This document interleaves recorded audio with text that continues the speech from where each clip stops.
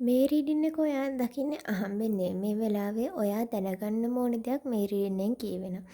අද අපි මේ රීඩින් එකෙන් බලන්න යන්නේ ඔයාගේ හිතේ ඉන්න කෙනා ඔයා ගැන මොකද හිතන්නේ කියලා.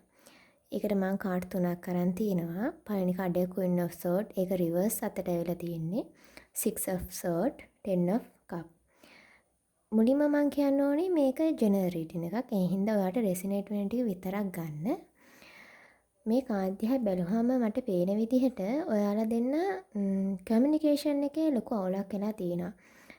ඔයා කියපු දෙයක් සමහරක් විට එයා වැරදිට තේරුම් ගන්න තියෙනවා. නැත්නම් එයා කිව්ව දෙයක් වැරදිට තේරුම් ගන්න තියෙනවා. ඒ හින්දා මේ වෙලාවේ සමහරක් විට ඔය දෙන්න දුරස් වීමකින් ඉන්න ඇති නෝකන්ටයි සිටුේෂන් එකක හරි. එහෙම නැත්නම් වෙනද වගේ කතා බහක් නැතුව ඇති ඔය දෙන්න අතර. ඒක වෙලා තියෙන්නේ ඔය දෙන්නගේ වචන හුවමාරුවක් වැරදියට ඔය දෙන්න එක්කෙනෙක් තේරුම් ගත්ත නිසා.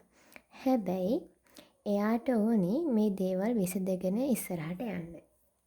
එයාට ඕනි මේ ප්‍රශ්න අමතක කරලා සමහරක් විට ඔයා වැරදි තේරුම් අරන් නම් එයා හිතනවා ඔයාට හරි දේ තේරුම් කරලා ඉස්සරහට යන්න කියලා. එහෙම නැත්නම් ඔයා නම් එයා වැරදි තේරුම් අරන් තිනා නම් ඔයාට ඕනි එයාට මේක පැහැදිලි කරලා හොඳ අනාගතයකට යන්න. එයාට ඕනි මේක long term relationship එකක් විදිහට එයාට ගෙනියන්න ඕනි.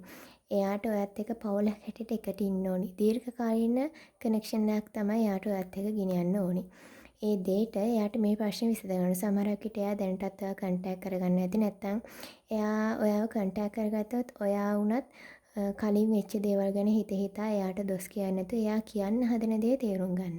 එහෙම නැත්නම් ඔයා නම් එයා වැරදිට තේරුම් අරන් ඉන්නේ. ඔයා බොහොම ඉවසීමෙන් එයාත් එක්ක මේක කතා කරලා විසඳගන්න. මොකද මේ කාඩ් වලින් පේන හැටියට මේක හොඳ කනෙක්ෂන් එකක්. විවාහයක් දක්වා වුණත් යන්න පුළුවන් කනෙක්ෂන් එකක්. ඒ හින්දා මේ තියෙන චූටි වාද විවාද මතභේද අයින් කරලා ඒ ප්‍රශ්න විසඳගෙන ඔයගොල්ලෝ ඉදිරියට. මේක ජෙනරල් රීඩින් එකක් හින්දා ඔයාලට රෙසිනේට් වෙන ටික විතරක් ගන්න. රෙසිනේට් වුණා නම් අනිවාර්යෙන් කමෙන්ට් එකක් දාන්න.